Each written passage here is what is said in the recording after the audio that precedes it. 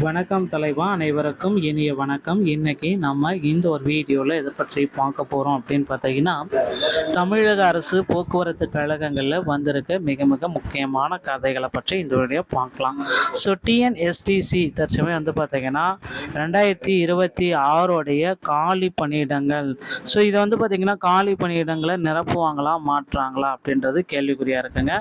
So அடுத்து வந்து பார்த்திங்கன்னா புதிய முதல்வர் விஜய் அவர்கள் வந்து டிஎன்எஸ்டிசியில் சில முக்கியமான அறிவிப்புகளை வெளியிடுவாங்களா அப்படின்றது கேள்விக்குறியாக இருக்குது.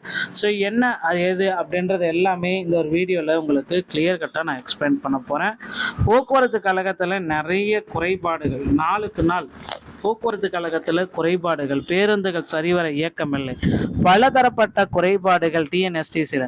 ஆல்ரெடி நடந்து முடிஞ்ச டிசிசியோடைய பணி நியமனங்கள் தடை, 850 பேருக்கு வந்து பார்த்திங்கன்னா இன்னமும் பணி கொடுக்கல. ஸோ டிசிசியில் முறைகேடு நியமனத்தை வந்து பார்த்திங்கன்னா டோட்டலாக டிசிசியோடைய டோட்டல் 3274 பேருடைய நியமனத்தை தடை செய்யுங்க, ஏன்னா முறைகேடு நடந்திருக்கு.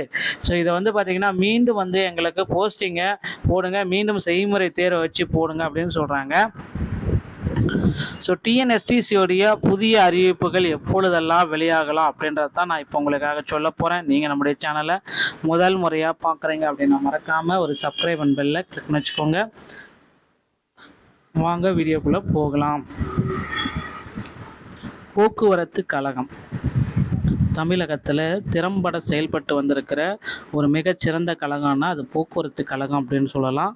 ஸோ இப்போ போக்குவரத்து கழகத்தில் பெண்களுக்கு அனைத்து பேருந்துகளிலும் இலவசம் என்ற அறிக்கை ஒன்று இருக்குங்க.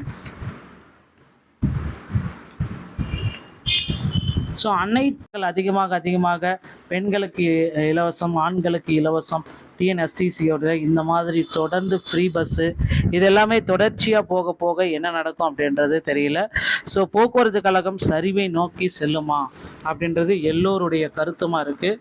அதனால் போக்குவரத்து கழகத்தில் தனியாருக்கு விடுவதற்கு நிறைய வாய்ப்புகள் இருக்கா, எல்லோர் மத்தியிலுமே கேட்கப்படுதுங்க இந்த கேள்வி. தனியாருக்கு நிறைய டைம் வந்து கொடுக்குறாங்க, தனியாருக்கு போக்குவரத்து கழகத்தை கொடுத்துடலாம் அப்படின்ற மாதிரி சில முடிவுகள் எட்டப்பட்டிருக்கு. ஸோ இறுதி கட்டமாக தனியாருக்கு கொடுப்ப நிறைய வாய்ப்புகள் இருக்குது, பொறுத்து வந்து நம்ம பார்க்கலாங்க. ஸோ டிஎன்எஸ்டிசியில் தற்சமயம் வந்து பார்த்திங்கன்னா காலி பணியிடங்கள் 2026 அதிக அளவு 26,000 காலி பணியிடங்கள் எடுக்க போகிறாங்க. ஸோ டிசிசியில் நடைபெற்ற 2025 நடைபெற்ற போக்குவரத்து கழகத்தோடைய நியமனங்கள் ஒட்டு மொத்தமாக ரத்து. புதிய செய்முறை தேர்வு எல்லாமே புதிய ப்ராக்டிக்கல் எக்ஸாம்ஸ் வச்சுட்டு அவங்களுக்கு மீண்டும் வந்து போஸ்டிங்கை போடுங்க அப்படின்ற மாதிரி கேள்விகள் இருக்குது. கண்டிப்பாக வந்து பார்த்திங்கன்னா மெரிட் லிஸ்ட் வந்த கேண்டிடேட் வந்து வெளியே நின்று வேடிக்கை பார்க்குற காலம் தான் இது. நல்லா ஓட்ட தெரியாதவங்க வந்து பார்த்திங்கன்னா இன்னமும் பஸ் ஓட்டிகிட்டு இருக்காங்க. நீங்கள் போய் பார்த்தீங்கன்னா தெரியும், அங்கங்கே பனிமனையில் போய் பார்த்தீங்கன்னா ஓட்ட தெரியாத டிரைவர் கண்டக்டர் எல்லாமே இருக்காங்க. ஸோ நல்ல எக்ஸ்பீரியன்ஸான கேண்டிடேட் வந்து பார்த்திங்கன்னா வெளியே நின்று மெரிட் லிஸ்ட் வந்த கேண்டிடேட் வேடிக்கை பார்த்துட்டு இருக்காங்க. ஸோ இந்த முறைகேடுகளை அம்பலப்படுத்தியிருக்காங்க. ஸோ முறைகேடுகளில் ஒரு இறுதி கட்டமாக டிஎன்எஸ்டிசி வெளியிடணும், ரிஜெக்ஷன் லிஸ்ட்டு கண்டிப்பாக வெளியிட்டாகணும் அப்படின்ட்டு எதிர்பார்க்கப்படுது. ஸோ தனியார் மயம் ஆகிறதுக்கு நிறைய வாய்ப்புகள் இருக்குது, பொறுத்து வந்து நம்ம பார்க்கலாம். டிஎன்எஸ்டிசியில் முதல்வர் விஜய் அவர்கள் சில முக்கியமான முடிவுகளை எடுப்பார் அப்படின்றத எதிர்பார்க்கலாம். டிஎன்எஸ்சி சொந்தமான செய்திகள் அனைத்தையும் உடனுக்குடன் பெற நீங்கள் நம்முடைய சேனலோட இணையதளங்கள் மீண்டும் ஒரு நல்ல தகவலோடு நான் உங்களை சந்திக்கிறேன். நன்றி, வணக்கம்.